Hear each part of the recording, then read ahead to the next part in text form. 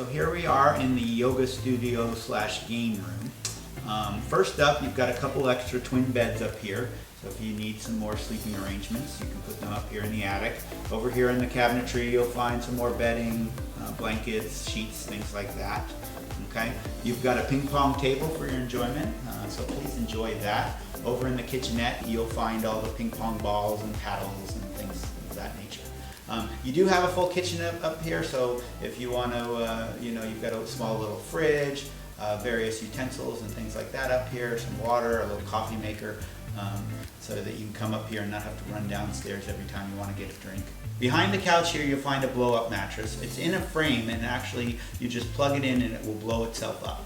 Okay, so if you're needing any more sleeping for people, up here is a good place to do that. You even find that these big bean bag chairs that we have up here, in a pinch you can actually open these up and they open up into queen size mattresses also.